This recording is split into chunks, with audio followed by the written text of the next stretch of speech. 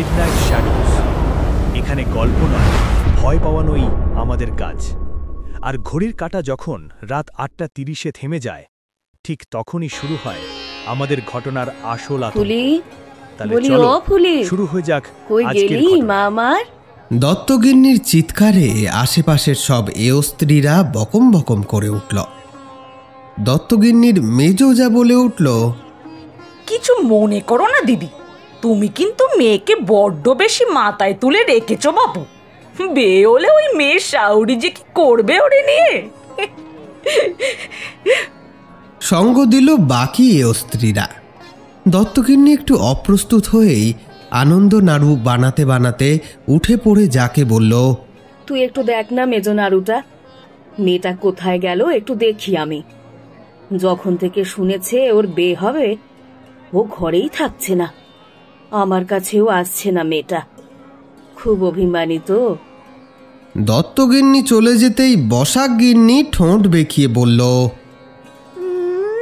ঢং দেখে আর বাঁচি নে বাপু, আমরা যেন মেয়ের বিয়ে দেখি নাই কো। বলে 10 বছর হয়ে গেছে, ওই মেয়ে কি এখন খুকি? এত আল্লাহ দিচ্ছ তো বুঝবে। বিয়ে বাড়ির কলকাকলিতে ওই অবাধ্য মেয়ের আলোচনায় উঠে আসতে লাগলো বারবার। আর বারবারই ঠিক কতটা কপালে কষ্ট আছে ওই মেয়ের শ্বশুর শাশুড়ি আর বরের, সেই কথা নিয়েই চলল হাসি তামাশা। মহামায়া চারিদিকে খুঁজেও যখন মেয়েকে না পেয়ে বাগানে নামল, তখন বিকেল গড়িয়ে গিয়েছে। ফুলি, কোথায় গেলি মা? বলতে বলতে দেখল বাগানের একদম শেষে পেয়ারা গাছটার তলায় এক মাথা কোঁকড়া চুল পিঠের ওপরে ফেলে হাঁটুতে মুখ গুঁজে বসে আছে ফুলি। মহামায়ার বুকটা কেঁপে উঠল। এই ছোট্ট একরত্তি মেয়েটাকে কিভাবে পাঠাবে সে শ্বশুর বাড়ি?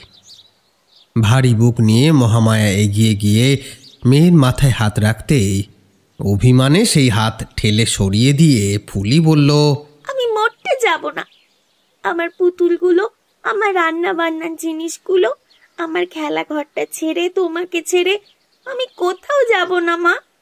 মহামায়ার চোখ দিয়ে গড়িয়ে পড়ল জল। মারে, যদি পারতাম তোকে সারা জীবন বুকে আগলে রাখতাম আমি, কিন্তু মেয়েদের যে পাঠাতেই হয় মাগো। ফুলি মাকে জড়িয়ে ধরে বলল, কাকিমা যে বলল আমি দুষ্টামি করলে শাওরি আর বর আমাকে মারবে, আমি যাব না মা। মহামায়া কেঁপে উঠল। এত ছোট মেয়েটার মনে এমন ভাবে বিষ ঢেলেছে মেজ। এত লক্ষ্মী পিতিমের মতো মেয়েটাকে কেউ মারতে পারে তাই? আর আমি আছি না, কে দেয় আমার মেয়ের গায়ে হাত আমি দেখব ক্ষণে। মায়ের রণচণ্ডী রূপ দেখে ফুলি খিলখিল করে হেসে উঠে মাকে জড়িয়ে ধরল। সত্যি? পরম নির্ভরতায় মুখ গুঁজল মায়ের বুকে। মহামায়াও মেয়েকে জড়িয়ে নিল। আরো একবার মেয়ের গায়ের গন্ধটা নাক ডুবিয়ে তুলে নিল নিজের বুকের ভিতরে। কি জানি আবার কবে মেয়েকে পাবে এভাবে। আকাশের সদ্য ওঠা চাঁদটা সাক্ষী রইল মা মেয়ের এই পরম পবিত্র মুহূর্তের। মহামায়া মেয়েকে জড়িয়ে ধরে ঘরে ঢুকতেই ঘরের সব এও স্ত্রীরা কলকল করে উঠল। মেজোজা বলল, দিদি, তুমি যা আদিক্ষেতা করছো মেরে নিয়া, তার বলার কথা না। বলি, আমরা আসি নে বাপের বাড়ি থেকে, আমরা করছি নে ঘর, সব মেয়েরই যেতে হয় একদিন। তুমি এমন করলি তোমার মেয়ের আরো খারাপ লাগবে না? তার থেকেও বড় কথা, ভগবান না করুন, যদিও সৌর বাড়ি করা হয়, তখন এই সোহাগী মেয়ে মেনে নিতে পারবি তো? এতক্ষণ মহামায়া চুপ করে থাকলেও এবার মুখ খুলল সে। মেজো, তোরও একখান মেয়ে আছে, ভুলে যাস না। আজ আমার ফুলি চলে যাবে বলে আমার যতখান বুকটা পুড়ছে, কাল কিন্তু তোরও এই অবস্থা হবে। তাই বলছি, এসব আকথা কুকথা বলিস না। আনন্দ করে আমার আনন্দময়ীরে যেতে দে। ভগবান রে বল যেন আমার ফুলি খুব খুশি থাকে, খুব ভালো থাকে। মেজোজা সাবিত্রীর মাথাটা নিচু হয়ে গেল। অদূর ভবিষ্যতের কথা ভেবে বুকটা কেঁপে উঠল। ঠিক এই সময় পাশের ঘর থেকে ভেসে এলো চরম উলুধ্বনি। শ্রী বানানো হয়ে গিয়েছে।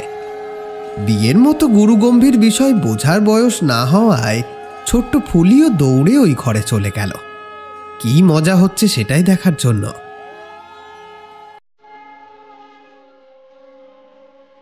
কোথা দিয়ে যে বিয়ের দিনটা কেটে গেল ঝাপসা চোখে মহামায়া বুঝে উঠতে পারল না। দেখতে দেখতে ছোট্ট লাল চেলি পড়া ফুলি তার 20 বছর বড় স্বামীর সাথে মায়ের আঁচলে 3 মুঠো চাল দিয়ে জন্মের ঋণ শোধ করে বেরিয়ে পড়ল অজানা অচেনা শ্বশুর বাড়ির উদ্দেশ্যে। মহামায়া এতক্ষণ কোনো রকমে নিজের অবাধ্য শরীরটাকে দাঁড় করিয়ে রাখতে পারলেও মেয়ে বেরিয়ে যেতেই সে লুটিয়ে পড়ল মাটিতে। সাবিত্রী ছুটে গেল। দিদি গো! এই বলে সে মাথার কাছে বসে কোলে তুলে নিল সারাদিন না খেয়ে থাকা, চোখের কোণে জল শুকিয়ে যাওয়া মহামায়ার মাথাটা। এই হয়তো সেই অপত্য টান যা সব হিংসা ভুলিয়ে দুই যাকে একই সুতোয় বেঁধে রাখে। ফুলি রাস্তায় যেতে যেতে কখন যে ঘুমিয়ে পড়েছে বুঝতেই পারেনি। যখন প্রচুর উলুধ্বনিতে আর শঙ্খের আওয়াজে তার ঘুম ভাঙল, সে দেখল একদল অচেনা মানুষ আর একটা সম্পূর্ণ অচেনা বাড়ি। ফুলি বুঝতেও পারল না, কখন যেন সে ভ্যাঁ করে কেঁদে ফেলল।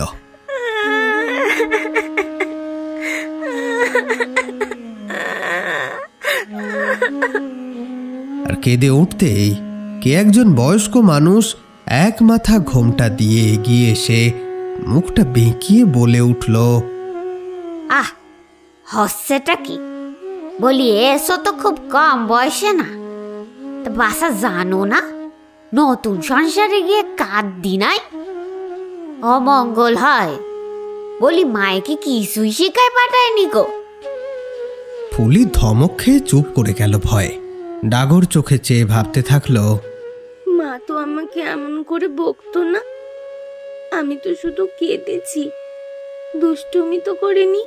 তাহলে মা যে বলেছিল এই বাড়িতে আমি আরো একটা মা পাবো, আমাকে খুব আদর করবে, ভালোবাসবে, কোথায় তাহলে সেই মাটা? ছোট্ট ফুলির অবাক হওয়ার তখনও আরো অনেক বাকি ছিল। যখন ওই ছোট্ট ছোট্ট হাতে ল্যাটা মাছটা ধরিয়ে দিল কাকে কলসি দিয়ে, ফুলি শুধু একবার হাত থেকে মাছটা ফেলে দিতেই শাশুড়ি ক্ষণক্ষণে গলায় বলে উঠেছিল, আহ, মা দেখছি কিছুই শেখায়নি। এত বড় মাইয়া মাছ ধরিতে পারে না, সংসার ধরি রাখবে কেমনে? বলি অবাবধন, তোর এইভাবে কপালটা পুড়ল রে। ফুলি তখন কিছু বলতে পারেনি, কেবল মাথাটা নিচু করেছিল। ছোট্ট মেয়েটার গলা দিয়ে কোনো আওয়াজ বেরোয়নি। রাতে অনেকক্ষণ অপেক্ষা করার পরও কেউ খাবার না দিয়ে যাওয়ায় বা খেতে না ডাকায় যখন ফুলি খিদের জ্বালায় নিজেই গিয়ে রান্নাঘরে দাঁড়ায়, তখন শুধু শাশুড়ি না, বাকি যারা ছিল সবাই ফুলিকে কঠিনভাবে বলে ঘরে চলে যেতে। ফুলি বোঝে এর উপর আবার খিদের কথা যদি সে বলে তাহলে হয়তো আরো কথা শোনাবে, তাই সে আস্তে আস্তে ঘরে চলে যায়। একসময় বাচ্চা মেয়েটা না খেয়েই ঘুমিয়ে পড়ে। খাবার নিয়ে অনেক রাতে ফুলির ননদ এলেও বৌদিকে ঘুমোতে দেখে সে খাবার নিয়ে চলে যায়।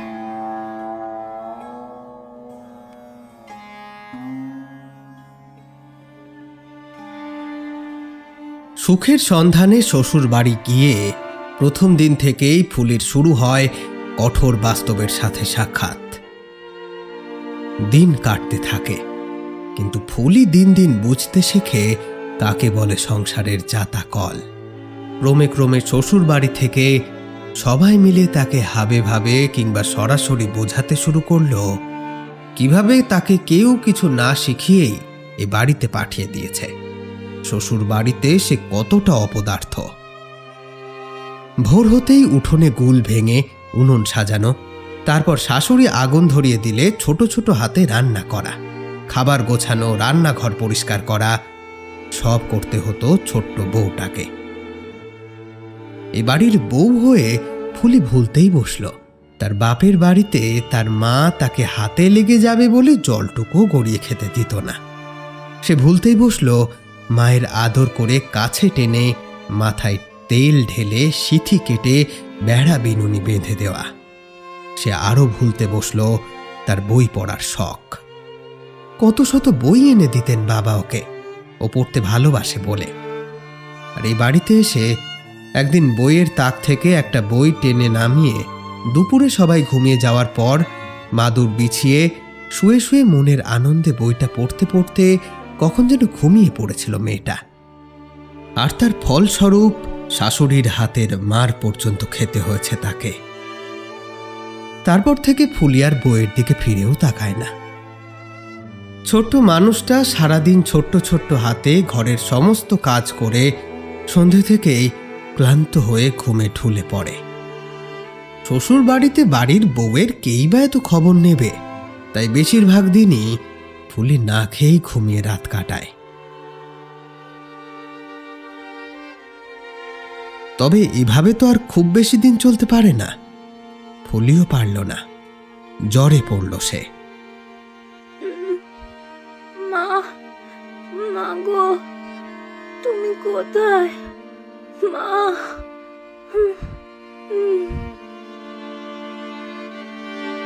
ধুম জ্বরে হাজার কোঁকালেও শাশুড়ির মুখ বেঁকিয়ে গঞ্জনা ছাড়া আর কিছুই মিলল না।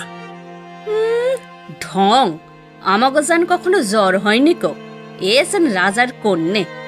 ও বাড়ি খবর পাঠানো তো দূরস্থ। এভাবে দিন যেতে থাকল।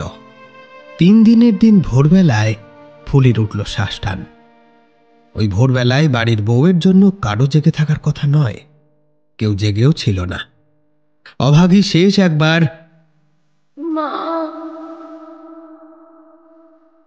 মা বলে ডেকে উঠে তলিয়ে গেল চির ঘুমে। চোখ দুটো দিয়ে গড়িয়ে পড়ল কয়েক ফোঁটা অভিমানের জল। ওদিকে ফুলির বাপের বাড়িতে মহামায়া ঘুমের মধ্যেই কেঁপে উঠল। মা, আরে, মা বলে ডাকল না কেউ। মাতৃ হৃদয় সবই বোঝে। মহামায়াও বুঝল কিছু একটা হয়েছে। বিভাস দত্ত ঘুম থেকে উঠতেই মহামায়া ওর পায়ে পড়ে গেল। আপনি আপনি একটি বারের জন্য আমারে নিয়ে চলেন না, মেয়েটারে দেখেই রওনা দেব। দয়া করে নিয়ে চলেন। কতদিন হয়ে গেল মেয়েটারে দেখিনি। মা আমার কি করছে কে জানে। বিভাসবাবু যতই বোঝান যে মেয়ের শ্বশুর বাড়িতে না ডাকলে যাওয়াটা ভালো দেখায় না, ঠিক ততই মহামায়া আরো কান্নাকাটি শুরু করে। আপনার দুটি পায়ে পড়ি, আমারে একবার নিয়ে চলেন। আমার মনটা আজ বড় কুড়াচ্ছে। মেয়েটারে না দেখে আমি যে আর থাকতে পারছি না। শেষে কোনোভাবেই বোঝাতে না পেরে বিভাসবাবু রাজি হলেন। গরুর গাড়ি জোগাড় করে সেটাই চেপে যখন তারা মেয়ের বাড়ির কাছাকাছি পৌঁছালো, তখন বিকেল গড়িয়ে গিয়েছে। হঠাৎই মহামায়া দেখল পথে বেশ কিছু মানুষ একটা খাটিয়া কাঁধে বল হরি হরি বল বলতে বলতে চলেছে।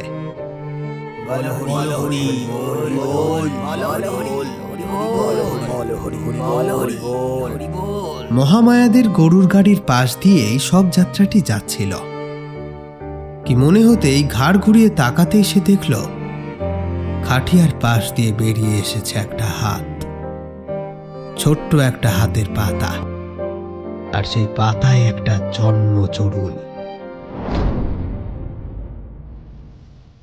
ফুলি রে, ও ফুলি, মা আমার ফুলি রে, ও ফুলি। হাউ হাউ করে কাঁদতে কাঁদতে ঝাঁপিয়ে পড়ল রাস্তায়। বিভাসবাবু কোন রকমে গাড়ি দাঁড় করিয়ে নামতে নামতে মহামায়া দৌড়ে চলে গেল সব যাত্রীদের কাছে। মহামায়াকে দেখে দলের সামনের একজন মাথা নিচু করল। মহামায়া তার কাছে গিয়ে ছেলেটার কাঁধ দুটো ধরে ঝাঁকাতে ঝাঁকাতে বলল, কি হয়েছে আমারে বলো, কারি নিয়ে যাচ্ছ তোমরা? আমার মেয়ের হাতের জন্ম চিহ্ন এর হাতে কেন? সুবল নামের সেই মানুষটা বলল, ফুলি আর নেই গো মা। ও মারে, আমি মন্তর তন্তর জানি না রে, কিন্তু আজ এই প্রকৃতির কাছে চাইতাছি, তুই ফিরে আয়। কি হয়েছে তোর, আমারে বল। ঠিক এই সময় চারপাশে একটা হাওয়া উঠল। মহামায়ার কথা শেষ হওয়ার আগেই সেটা পরিণত হলো ঝড়ে। পথের পাশে একটা গাছ হাওয়ার দাপটে ওলট পালট হয়ে আছড়ে পড়ল পথের মাঝে।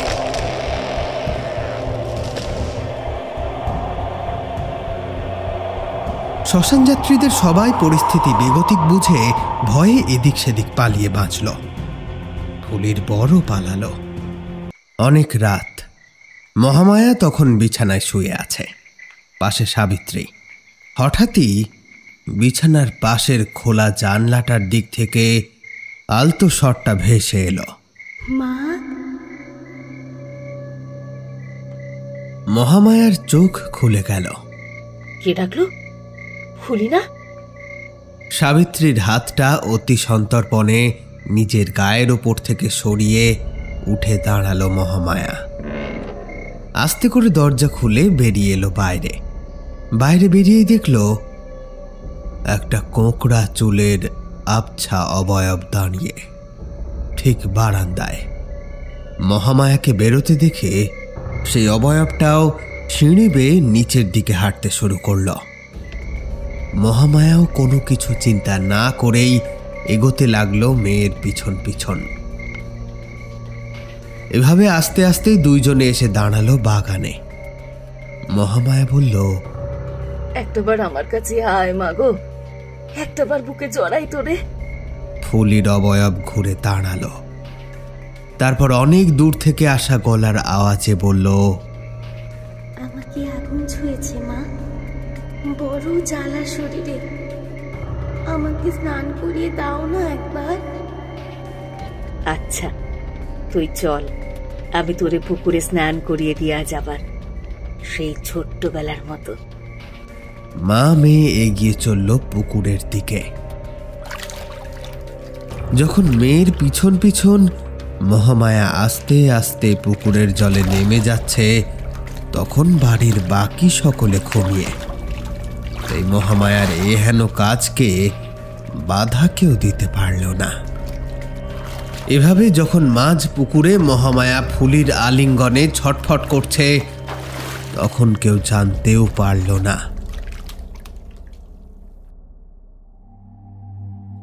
ভোর হতেই শ্মশান থেকে সবাই ফিরে এলো। সাবিত্রী ঘুম থেকে উঠেই দেখল মহামায়া নেই, কিন্তু সে বেশি কিছু না ভেবেই উঠে শ্মশান যাত্রীদের দলকে চা জল দিতে ব্যস্ত হয়ে পড়ল। বেলা বাড়তেই বাড়ির গুরুদেব এলেন। খবর পেয়ে বাড়িতে ঢুকেই উনি কিছুক্ষণ চোখ বন্ধ করে বললেন, আচ্ছা মহামায়া কোথায়? ওকে দেখছি না কেন? ওকে ডাকো, ওকে ডাকো, খুব বিপদ ওর সামনে। গুরুদেবের কথা শুনে সবাই চারিদিকে খোঁজ শুরু করলেও মহামায়াকে কোথাও পাওয়া গেল না। হঠাৎই সাবিত্রীর কি মনে হতেই সে পুকুর পাড়ে গিয়ে দেখে মহামায়ার দেহটা ভাসছে। প্রচন্ড ভয় চিৎকার করে উঠে মাটিতে পড়ে যায় সাবিত্রী। চিৎকার শুনে সবাই ছুটে গিয়ে সর্বনাশটা দেখতে পায়। মহামায়াকে পুকুর থেকে তুলে আনার পর গুরুদেব এসে বসে তার নিথর শরীরের মাথার কাছে। কিছুক্ষণ চোখ বন্ধ করে থাকেন তিনি। তারপর একটা সময় চোখ খুলে বলেন, এই ভয়টাই আমি পাচ্ছিলাম। শুরু হয়ে গিয়েছে সর্বনাশ। তোমরা যখন আমাকে খবর দাও তখনই সম্ভাব্য মৃত্যুর সময় জানিয়েছিলে। আমি তখনই গণনা করে বুঝেছিলাম ত্রিপাদ দোষ পেয়েছে তোমাদের মেয়ের শরীর। তার উপর বাচ্চা মেয়েটা অনেক অতৃপ্ত বাসনা নিয়ে মরেছে, তাই তার মুক্তি পাওয়ার সম্ভাবনা খুবই কম। সেই কারণে আমি যখন এলাম সবাইকে দেখতে পেলেও মহামায়াকে না দেখে উতলা হয়েছিলাম। তাই তো খুঁজতে বলেছিলাম তোমাদের। বিভাসবাবু কান্না ভেজা গলায় কেমন উন্মাদের মতো বলে উঠলেন, গুরুদেব, গুরুদেব, আমার তো আর কেউ রইল না। এতদিন বারণ করেছিলেন শুনেছি, কিন্তু এখন আর আমার আটকাতে পারবেন না। দয়া করে আমাকে আপনার স্বর্ণটা নিন, নাহলে আমি আমার স্ত্রী মেয়ের কাছে চলে যেতে ইচ্ছুক। তোমার কি মনে হয় সংসার ত্যাগ করলেই তুমি শান্তি পাবে? এত সোজা? সংসারে থেকে শান্তি খোঁজো হে। তোমার মেয়ে বউ এখানেই আছে, কোথাও যায়নি। যদিও এক্ষেত্রে এটা তোমাদের জন্য ভালো না। শুধু তোমরা কেন, এই গ্রামের মানুষদেরও সমূহ বিপদ। এই আত্মা এত সহজে কাউকে ছাড়বে না, তাই খুব সাবধানে থাকতে হবে সবাইকে।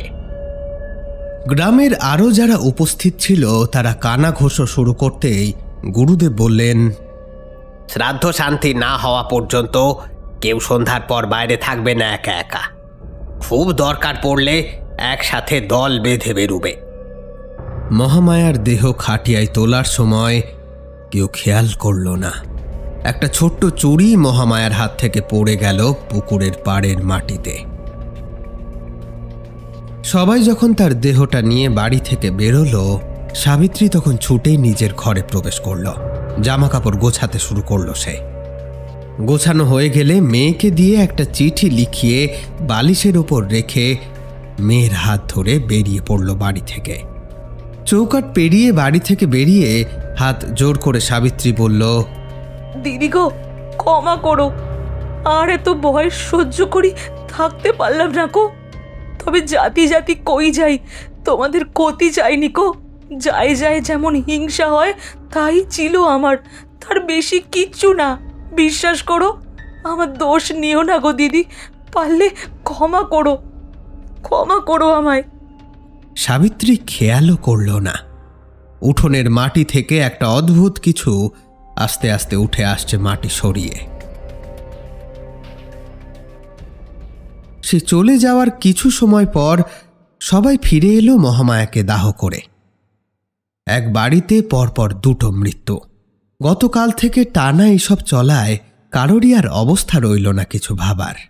সবাই স্নান করে এসে কিছু মুখে দিয়েই গভীর ঘুমে তলিয়ে গেল। সন্ধ্যা হয় এমন সময় গুরুদেব হঠাৎই শুনলেন একটা কেমন অদ্ভুত খসখস আওয়াজ আসছে বাগানের দিক থেকে। সেই সাথে একটা গোঙানির মতো শব্দ শোনা যাচ্ছে না? কিছু একটা চিন্তা করে গুরুদেব দরজা খুলে বেরিয়ে এলেন বাগানে। কি হচ্ছে দেখার জন্য এক পা দুপা করে এগোলেন। প্রথমে কিছুই দেখতে পেলেন না। এদিক ওদিক নজর ঘোরাতেই সামনের একটা পেয়ারা গাছের নিচে উনি দেখলেন এক অদ্ভুত দৃশ্য। মাটি থেকে একটু ওপরে ভেসে রয়েছে এক অদ্ভুত অবয়ব, যার সর্বাঙ্গ পোড়া, চোখ দুটো অদ্ভুতভাবে চলছে। ওই অমানবিক গোঙানির শব্দটা যে তার মুখ থেকে নির্গত হচ্ছে সেটা বলার আর অপেক্ষা রাখে না। এই ঘটনা দেখে একেবারে স্থির হয়ে গেলেন গুরুদেব। এ কি করে সম্ভব? দাহ হয়ে যাওয়ার পর আত্মা নিজের বাড়ির চারপাশে ঘোরে, এটা তো জানতাম, কিন্তু তখন আত্মার এত শক্তি থাকে না যে সে দেহ ধারণ করবে বা আওয়াজ শোনাতে পারবে। তার উপর ফুলি ছিল ছোট মেয়ে, মহামায়া যুবতী। কিন্তু এই অবয়বের সাথে তো ওদের কারোরই চেহারা মিলছে না। এ তবে কে? এত ভয়ঙ্কর জিনিস এলো কি করে এ বাড়িতে? এসব ভাবতে ভাবতেই গুরুদেব একটু অন্যমনস্ক হয়েছিলেন। হঠাৎই দেখলেন ওই অবয়ব একেবারে ওনার মুখের সামনে এসে দাঁড়িয়েছে। গুরুদেবের মুখের একেবারে কাছে মুখ নামিয়ে এনে ওই ভয়ঙ্কর অবয়ব আরো ভয়ঙ্কর গলায় বলে উঠল, পালিয়ে যা, বাঁচতে যদি চাস পালা, আমার থেকে কারোর নিস্তার নেই, কারো না। তোর হাতের ওই কবজের জন্য তুই আজ বেঁচে গেলি, কিন্তু এরপর আর আমার সামনে পড়লে বাঁচবি না, পালা। গুরুদেব ততক্ষণে বিড়বিড় করে বীজ মন্ত্র আওড়াতে শুরু করেছেন। একটু পরেই সেই অশরীরী প্রচণ্ড ছটফট করতে করতে মিলিয়ে গেল।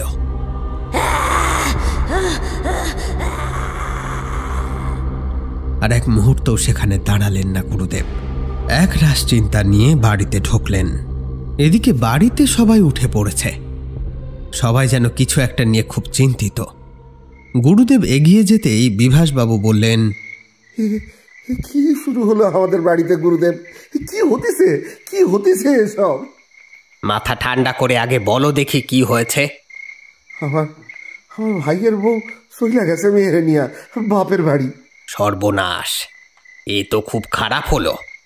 অপঘাতে মৃত্যুর বাড়ি থেকে যে শ্রাদ্ধ শান্তির আগে কাউকে কোথাও যেতে নেই, বৌমা একই কাজ করে বসলো। এবার তো তার বাপের বাড়ির মানুষেরও বিপদ বাড়বে। কি রকম বিপদ গুরুদেব?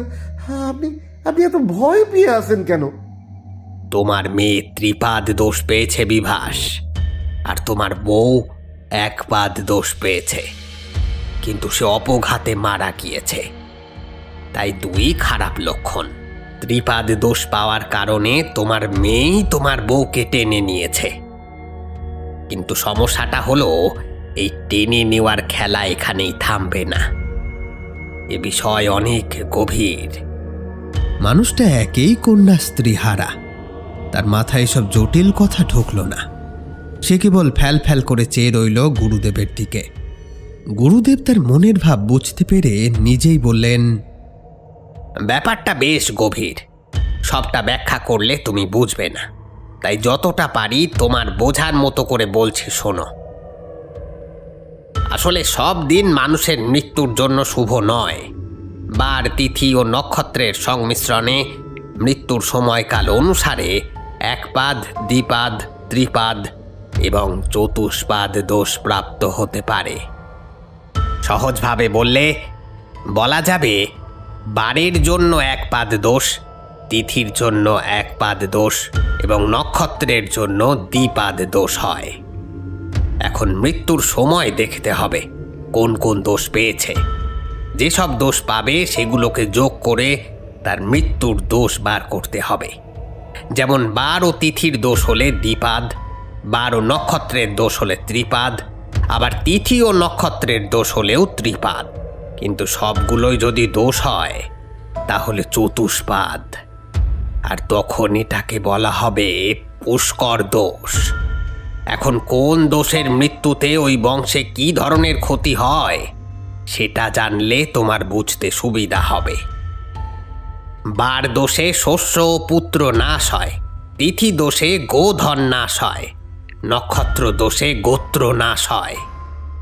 আগেই বলেছি, বার, তিথি ও নক্ষত্রের দোষ একসাথে হলে তাকে বলে পুষ্কর দোষ। আর এমনটা হলে ওই বংশ নির্বংশই শুধু হয় না, ওই ভিটায় একটি গাছও জীবিত থাকে না।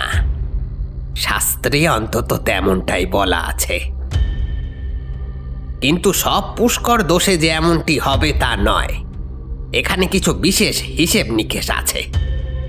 এক্ষেত্রে আমি হিসেব নিকেশ করে দেখেছি, তোমার মেয়ে ত্রিপাদ দোষ নয়, পুষ্কর দোষ পেয়েছে। এবং হিসেব বলছে, যে পুষ্কর দোষে ভয়ানক সর্বনাশ হয় তোমার মেয়ে সেইটাই প্রাপ্ত করেছে। আর এইটাই হলো চিন্তার কারণ। মেয়েটা এখন খুবই শক্তিশালী এক প্রেতাত্মায় পরিণত হয়েছে। তার শরীর, তার মন সবকিছুই পরিবর্তিত। তাই আমাদেরকে সব সময় সাবধানে থাকতে হবে। তাইলে তাইলে তাইলে কি হইব গুরুদেব? সবাই প্রাণে মরব, কোনো উপায় কি নাই? কাল আমি আমার আশ্রমে ফিরে যাব। কি করে এই দোষ কাটিয়ে ফুলিমা আর মহামায়া মাকে মুক্তি দেওয়া যাবে সে উপায় বার করে খুব শিগগিরই ফিরে আসব। কিন্তু আমি না আসা পর্যন্ত তোমরা সবাই খুব সাবধানে থাকবে। কেউ একা একা সন্ধ্যের পর বাড়ির বাইরে বেরুবে না, বাড়িতে বাইরের কাউকে ঢোকাবেও না। সাবিত্রী মায়ের বাড়ি খবর পাঠাও যাতে ওরা সাবধানে থাকে। আর হ্যাঁ, বলবে সাথে যেন লোহা রাখে। ওর মা মেয়ে দুইজনে চুলে কাঁটা দিয়ে রাখবে, চুল খোলা যেন না থাকে। আর ওই গ্রামের কোনো পুরোহিতকে দিয়ে যেন বাড়ি বন্ধন করিয়ে নেয়। যত তাড়াতাড়ি পারবো আমি ফিরছি। তোমরা ওই বাড়িতে সবাই লোহা রাখবে, কাছে চুলে কাটা রাখবে। বাড়ি বন্ধন আমি করে দিয়ে যাব। আজই করব বাড়ি বন্ধন। আশা করছি সমস্যা হবে না। তাও খুব সাবধানে থাকবে, কারণ এই পিশাচ খুব নিষ্ঠুর। এ কিন্তু আর কেউ তোমাদের আপনজন নয়। বিভাসবাবু খুব চিন্তিত হয়ে নিজের ঘরে ফিরে গেলেন। বাড়ির বাকি সবাইও রাত বাড়তেই খাওয়া দাওয়া সেরে তাড়াতাড়ি শুয়ে পড়ল নিজের নিজের ঘরে। রাত তখন অনেক। হঠাৎই বাড়ির মূল দরজায় পড়ল টোকা।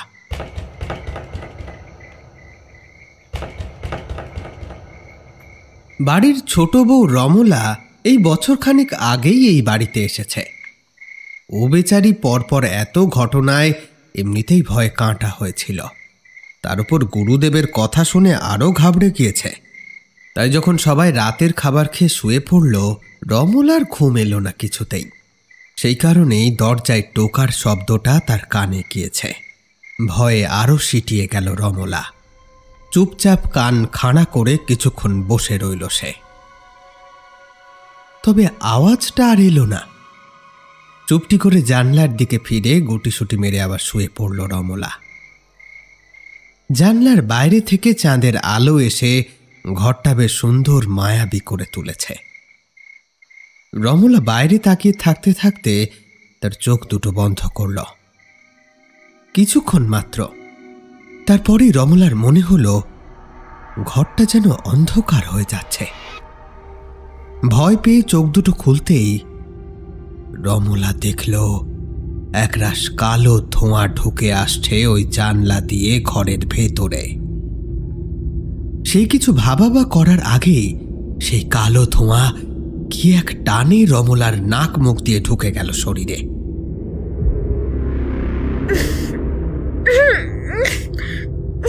ঘটনার আকস্মিকতায় ও চোখটা চেপে বন্ধ করে একটা চিৎকার করে উঠেছিল।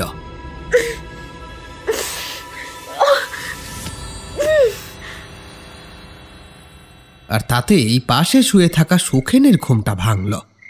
ঘুম থেকে উঠেই বউকে ওভাবে দেখে দুই কাঁধ ধরে ঝাঁকাতে ঝাঁকাতে বলল, কি হয়েছে? কি হয়েছে তোমার? কি হয়েছে? এই চোখগুলো কি হয়েছে তোমার? বরের কথা শুনে রমলা চোখ খুলল। বরকে দেখেই দুই হাত দিয়ে তাকে জড়িয়ে ধরে বলল, খুব ভয় পাইছিলাম গো, তাই এইরকম চিৎকার কইরা ফেলাইছি। সুখেনও বউকে তার বুকের মধ্যে জড়িয়ে নিল। তবে একটা বিষয় হয়তো তার নজরে এলো না। রমলার চোখ দুটো কেমন ঘোলাটে। সুখেনকে জড়িয়ে ধরে ও হাসছে, হাসছে ওর ভয়ানক কালো মাড়ি বের করে।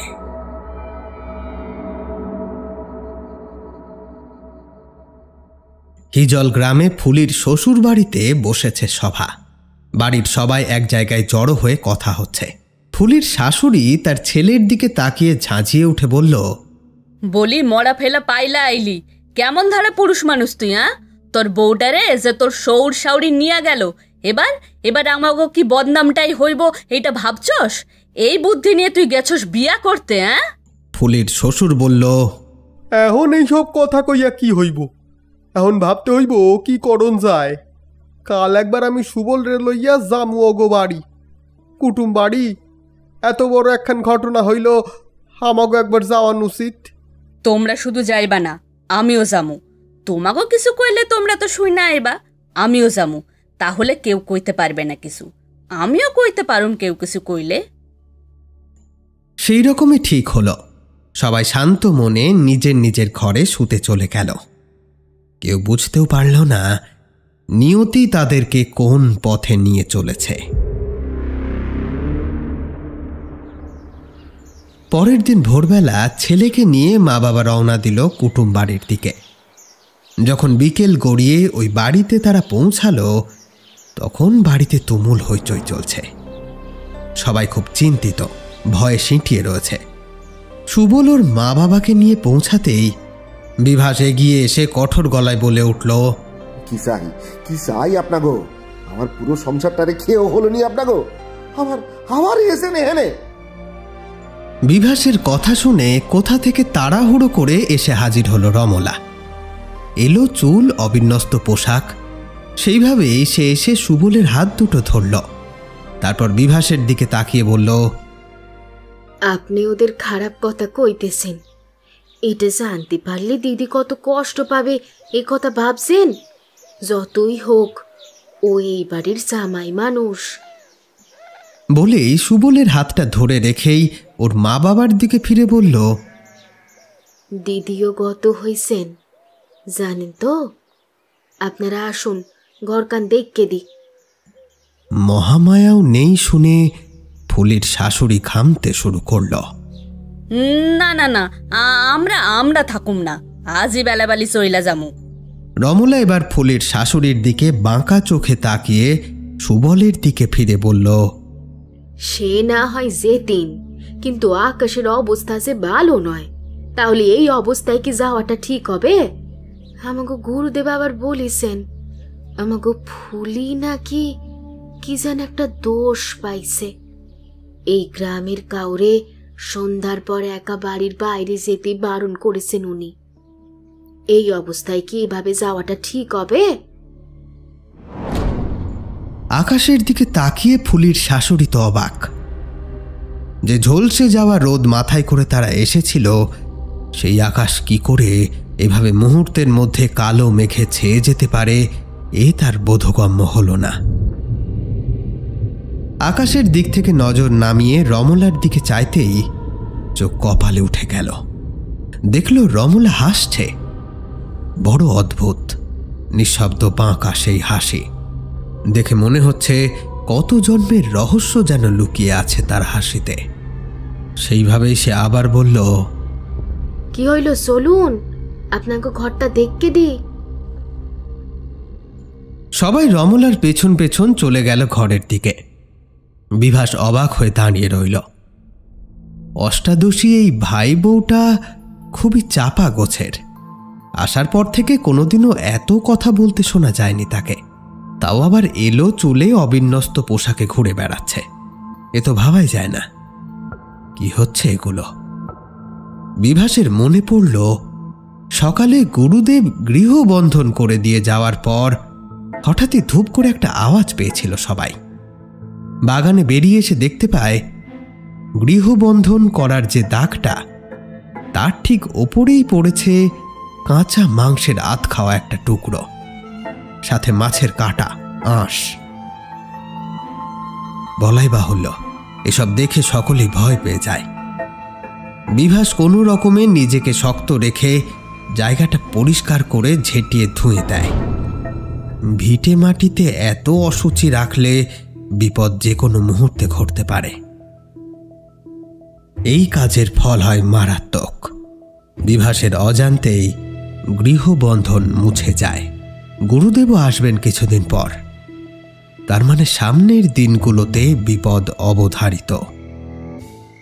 ঘরের সামনে নিয়ে গিয়ে রমলা ফুলির শাশুড়ির দিকে তাকিয়ে বলল, আপনারা এই ঘরে থাকবেন আর জামাই থাকবেন পাশের ঘরে। না না, আমরা এক ঘরেই থাকুম, আলাদা একা সুবলটা থাকতে হইব না। রমলা কথাটা শুনেই তার দিকে তাকায়। আপনি গো বাড়িতে আপনারা যা খুশি করিছেন আমাগো মেয়ার সাথে, আমরা কিচ্ছু কইতে যাই নাই। এইটা আমাগো বাড়ি, এহেনে আমাগো কথা শুননাই আপনাগো থাকতে হইব। রমলার কথায় কি ছিল কে জানে। ফুলের শাশুড়ি আর কথা বাড়ালো না, সুরসুর করে ঘরে ঢুকে গেল। সুবলকে পাশের ঘর খুলে দিল রমলা। তারপর অদ্ভুত একটা ভঙ্গি করে বলল, ভেতরে আসুন জামাই, এই ঘরে একা থাকতে ভয় করবি না তো? যদি ভয় করে আমারে ডাকবেন, কেমন? বেশ হতভম্ব হয়ে দাঁড়িয়ে থাকলো সুবল। বেজায় অবাক হয়েছে সে। তবে তার ভেতরেও একটা কেমন ভালো লাগার আবেশ ছড়িয়ে পড়ছে ওর মনে। রমলাকে বেশ ভালো লেগেছে সুবলের। সন্ধ্যা পেরিয়ে রাত নামল। বাড়ির সবাইকে খাইয়ে শুইয়ে দিল রমলা। যখন দেখল সুখেন ঘুমিয়ে পড়েছে তখন ও ধীরে ধীরে বেরিয়ে পড়ল সুবলের ঘরের উদ্দেশ্যে। সুবলও ঘুমোচ্ছিল। ঘরের দরজায় ঠকঠক আওয়াজ হতেই ধরফর করে উঠে বসল। ঘুমের রেশটা কাটতেই আবারও দরজায় আওয়াজ শুনতে পেল সে। তাড়াতাড়ি উঠে দরজা খুলে দিতেই দেখল রমলা পিছন ফিরে দাঁড়িয়ে আছে। সকালের থেকে তার পোশাকটা এখন যেন আরো একটু অবিন্যস্ত। সুবলের চোখে যেন ঘোর লেগে গেল। সে এগিয়ে গেল রমলার দিকে। রমলাও এগিয়ে চলল। পিছন পিছন নিঃশব্দে চলল সুবল। ভোর রাতের দিকে হঠাৎ করেই ফুলির শাশুড়ির ঘুমটা ভেঙে যায়। কি মনে হতেই সে ঘর থেকে বেরিয়ে ছেলের ঘরের সামনে যায়। গিয়ে দেখে দরজা খোলা, সুবল নেই। ছেলের নাম ধরে ডাকতে ডাকতে পড়ি কি মরি করে সিঁড়ি দিয়ে নেমে আসে সে। সুবল, সুবল, কই কই গেলি রে সুবল? তার গলার আওয়াজে বাড়ির বাকি সকলের ঘুম ভেঙে যায়। সুবল, সুবল, সকলে মিলে খুঁজতে শুরু করে। খুঁজতে খুঁজতে বাগানের দিকে এসে একটা পেয়ারা গাছের নিচে দেখা যায় এক অদ্ভুত দৃশ্য। সুবল মাটিতে পড়ে আছে, আর তার উপরে বসে আছে এক নারী মূর্তি। সেই নারী মুখ নিচু করে কিছু করছে। সবাই চিৎকার করে ছুটে যেতেই সে মূর্তি ফিরে তাকায়। সবাই প্রচন্ড ভয়ে পাথর হয়ে যায়। দেখে নারী মূর্তির গোটা শরীর আগুনে ঝলসানো। তার খসে পড়া ঠোঁটের হা হয়ে থাকা জায়গাটা দিয়ে এখনো গড়িয়ে পড়ছে রক্ত। সবাইকে দেখেই একটা খসখসে হাসি হাসে সেই মূর্তি।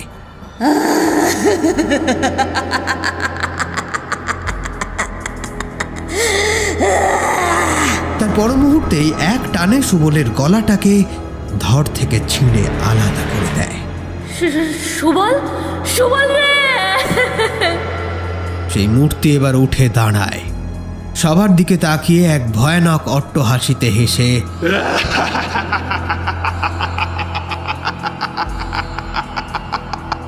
অদৃশ্য হয়ে যায়। এতগুলো মানুষকে রেখে যায় ভয়ের সমুদ্রে ফেলে।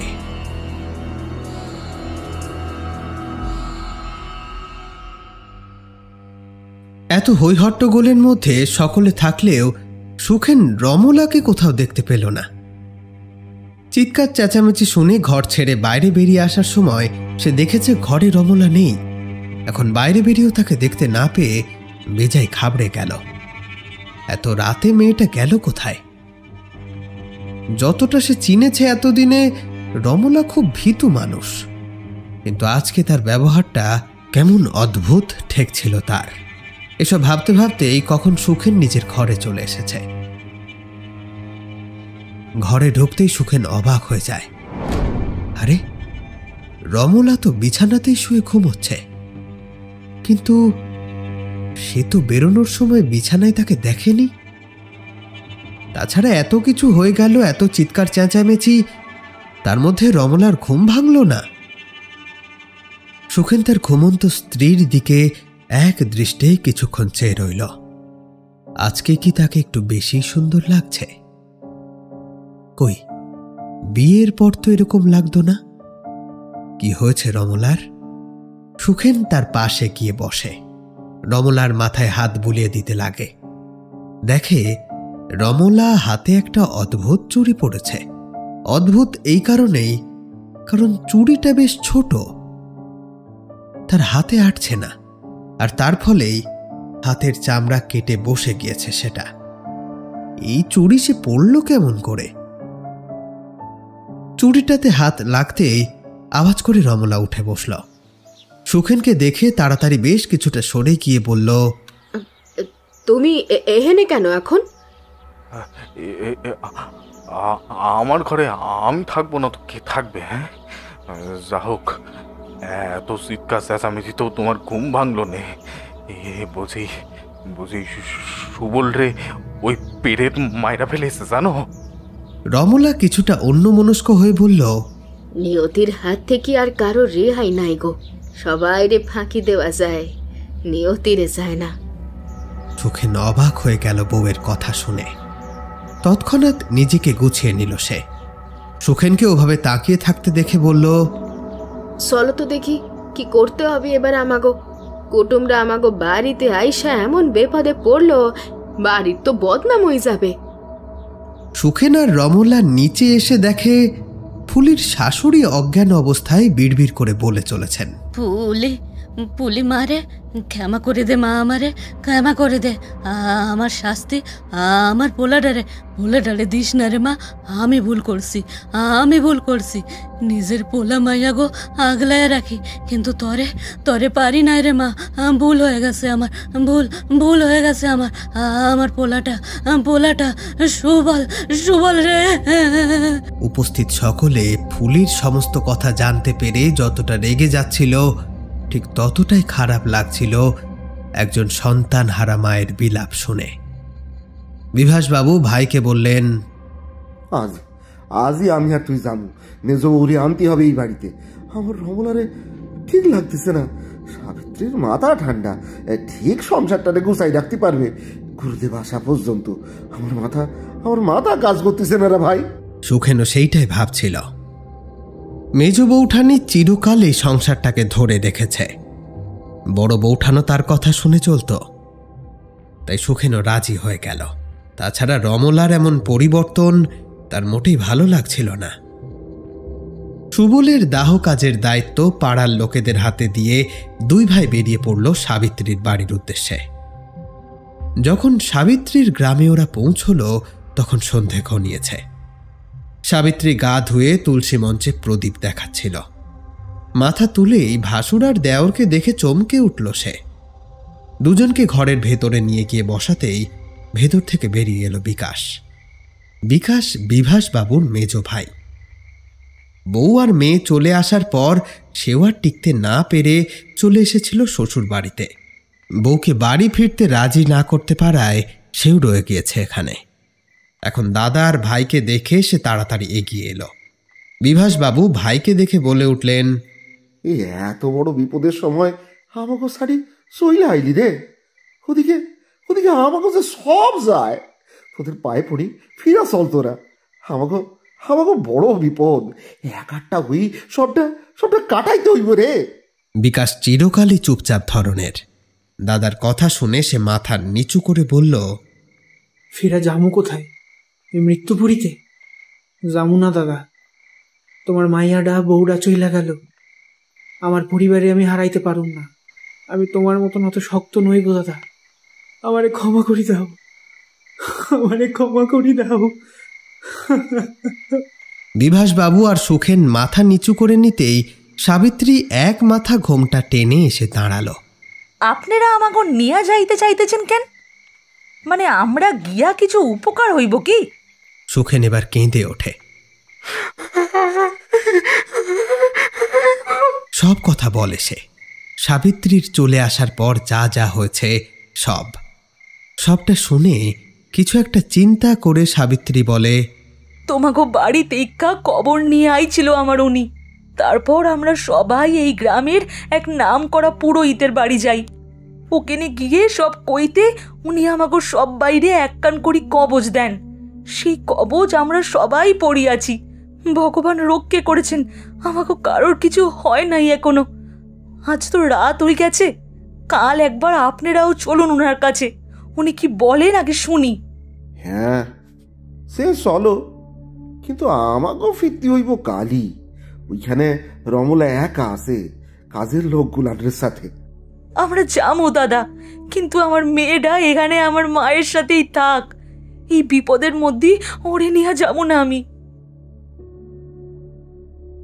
পরের দিন সকাল সকাল পুরোহিত মশাইয়ের সাথে দেখা করতে রওনা হয়ে যায় ওরা চারজন।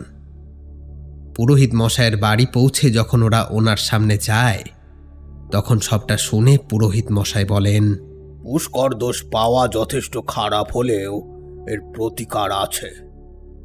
আপনাদের গুরুদেব অবশ্যই সেসব করবেন। আপনারা শুধু খেয়াল রাখবেন এই যে কবচগুলো আমি দিচ্ছি, এগুলো কোনোভাবেই যেন শরীর থেকে আলাদা না হয়। বাড়িতে যারা যারা আছেন সবাইকে পরাবেন এগুলো। আর এই বিভূতি দিচ্ছি, এটা বাড়ির চারপাশে ছড়িয়ে দেবেন গিয়েই। আপনাদের কল্যাণ হোক। সবাই ওনাকে আভূমি প্রণাম জানিয়ে এগিয়ে চলেন নিজেদের বাড়ির দিকে। বাড়ি পৌঁছে সাবিত্রী বাড়ির চারিদিকে বিভূতি ছড়াতে ব্যস্ত হয়। তিন ভাই এগিয়ে যায় বাড়ির ভেতর। ঘরে ঢুকতেই ওরা দেখে রমলা একা বসে আছে। কাজের লোক সহ বাকিরা কোথায়? এই কথা জিজ্ঞেস করতেই রমলা বলে ওঠে, সবাই সইল্লা গেছে এ বাড়ি সাইরা, কেউ থাকবে না এই বাড়িতে। ফুলির সৌসাউরিও সকাল হইতেই সইল্লা গেছে। আমি কত কইরা বললাম, তাও কেউ থাকল না। সুখেনের ঠিক বিশ্বাস হয় না ব্যাপারটা। একদিন আগেও যারা ছিল কেউ চলে যাওয়ার নাম করেনি, তারা আজ হঠাৎ চলে গেল, তাও আবার একসাথে। দাদাদের দিকে তাকিয়ে বুঝল তারাও কেউ বিশ্বাস করতে পারছে না এই কথা। তবুও চোখের ইশারা করে সবাই সবাইকে চুপ থাকতে বলল। সাবিত্রী বিভূতি ছড়িয়ে ঘরে ঢুকেই রমলার দিকে এগিয়ে এসে বলল, দেখি ছোট, তোর হাত কান্না দে দেখি, এই কবচটা পরাই দি।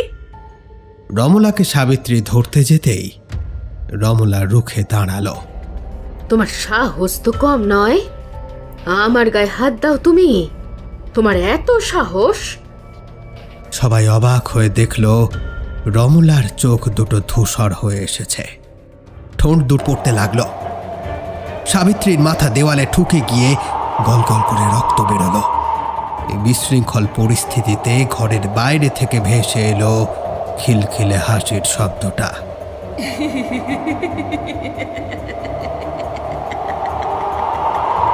কতক্ষণ এই তাণ্ডব চলেছে ওরা কেউ বুঝে উঠতে পারেনি।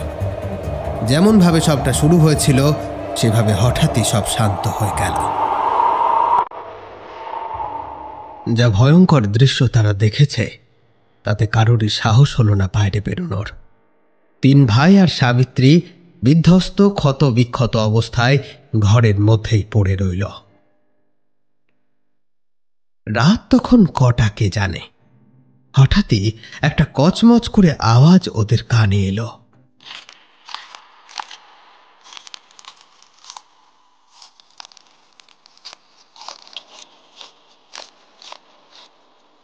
ঘরের দরজাটার ঠিক বাইরেই কেউ যেন হাড় চিবিয়ে খাচ্ছে এমন শব্দ।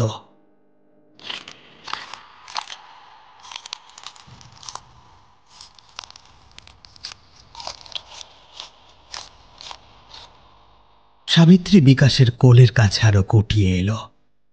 বিভাস আর সুখেন দুজন দুজনকে জড়িয়ে ধরে বসে রইল। সব দুঃস্বপ্নের যেমন রাত কাটে, এই রাতটাও কাটল। ভোরের দিকে সকলেই একটু ঘুমিয়ে পড়েছিল। ঘুম ভাঙল গুরুদেবের হাক ডাকে। ওই বাড়ির লোকজন সব কই? গুরুদেবের গলা পেতেই সকলের ভয় যেন এক লহমায় দূর হল। বিভাসবাবু দরজা খুলেই সোজা গিয়ে গুরুদেবের পায়ে পড়ে গেলেন। বাসান বাসান গুরুদেব, আর সে পারি না। এবার সব ঠিক হয়ে যাবে। আমি এসেছি সব জিনিসপত্র নিয়ে। আমাদেরকে মধুসূদন মন্ত্র জপ করতে হবে, চণ্ডী মন্ত্রও পড়তে হবে। কিন্তু সবার আগে আমাকে বলো, আত্মা কোনো শরীর পায়নি তো? সুখেন এবার ডুকরে কেঁদে উঠে বলল, রমলারে ধরছে গো ঠাকুর, রমলারে ধরছে। কি হইব, কি হইব? ওকে নিয়ে আসতে হবে যজ্ঞের জায়গায়। তারপর ওর শরীর থেকে প্রেতাত্মাকে বের করে আত্মার মুক্তি সাধন করতে হবে। ওর শরীর থেকে ওর শরীর থেকে ওই প্রেতাত্মারে বার করবেন কি কইরা? ওর তো এখন ভয়ঙ্কর রূপ। ভালো করে শোনো, রমলার শরীরে নিশ্চয় কোনো মৃতের জিনিস আছে। ওটাকে খুঁজে নষ্ট করে ফেলতে পারলেই প্রেতাত্মা আর ওর শরীরে থাকতে পারবে না। হঠাৎ কি একটা মনে পড়তেই সুখেন গুরুদেবকে কিছু একটা বলতে যাবে, এমন সময় ভেসে এলো চিৎকার।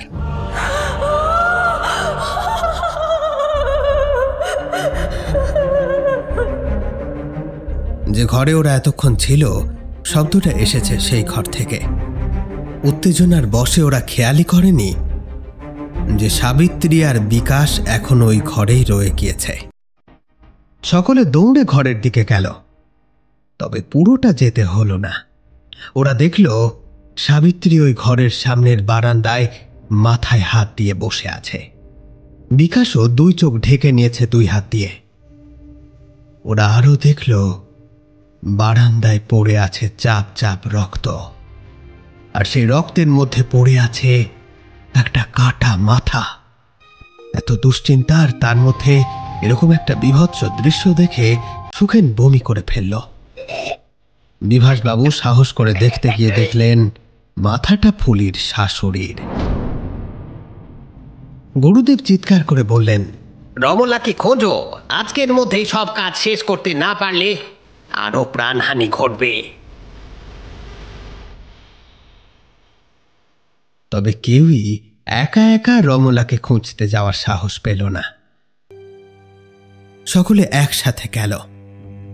বেশি খুঁজতে হলো না, সেই পেয়ারা গাছের নিচেই পাওয়া গেল রমলার অচৈতন্য শরীরটা। তার পোশাক মুখ সব কাঁচা রক্ত মাখানো। সুখেন বউয়ের শরীরটাকে পাঁজা গোলা করে নিয়ে এলো পুজোর স্থানে। গুরুদেব আর দেরি করলেন না, পুজোয় বসলেন। যত মন্ত্র এগোতে থাকলো ততই রমলা গজরাতে লাগলো। সুখেন, সাবিত্রী আর অন্যরা মিলেও তাকে ধরে রাখতে পারছে না এমন অবস্থা। একটা সময় গুরুদেব বললেন, রমলার শরীরে কোথায় মৃতের জিনিস আছে সেটা খুঁজে বার করো, ওটা খুলে নাও।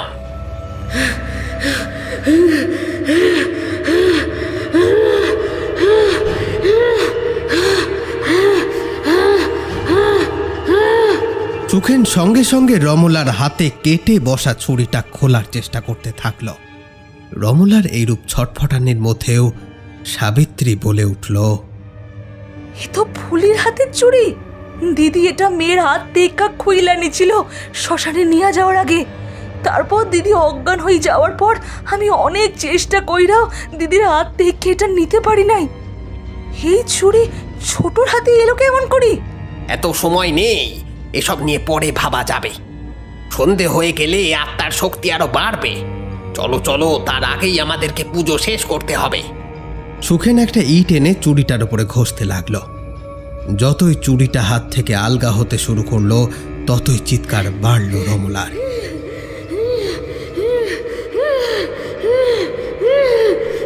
রমলার চিৎকারে পাড়ার সব লোক ইতিমধ্যে জড়ো হয়ে গিয়েছে।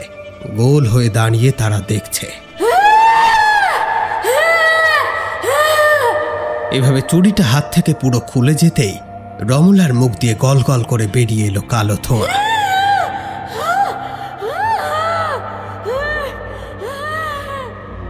সবটা ধোঁয়া বেরিয়ে যেতেই রমলার শরীরটা ধপ করে পড়ে গেল মাটিতে।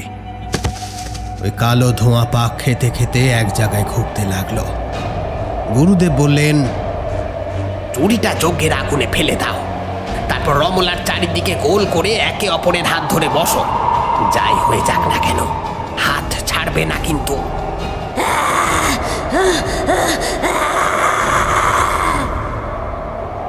সুখেন চুড়িটা আগুনে ফেলে দেওয়ার পর সবাই গুরুদেবের কথা মতো একে অপরের হাত ধরে বসল। এরপর যতই মন্ত্রোচ্চারণ হতে লাগলো, ওই ধোঁয়া এক একবার এক এক রূপ ধরে সকলের দিকে তেড়ে আসতে লাগলো। এ সমস্ত দৃশ্য দেখার জন্য ততক্ষণে যে কয়েকজন লোক জড়ো হয়েছিল এবার ভয়ে আতঙ্কে যে যার মতো পালালো। চারপাশে শুরু হয়েছে একটা প্রচন্ড ঝোড়ো হাওয়া। যজ্ঞের আগুনকে সে নিভিয়ে দিতে চায়, কিন্তু গুরুদেবের মন্ত্র শক্তির বলে সে আগুন অবিচল। এই প্রবল হাওয়াতেও এতটুকু নড়ছে না সেটা। আস্তে আস্তে অনেক তাণ্ডব দেখিয়ে যখন কোনো ফল হলো না, তখন ধীরে ধীরে থামল। শেষবারের মতো যজ্ঞের আগুনে পূর্ণাহুতি দেওয়ার সাথে সাথেই ওই কালো ধোঁয়া হুড়মুড় করে পেয়ারা গাছের একটা ডাল ভেঙে নিয়ে কোথায় যেন মিলিয়ে গেল।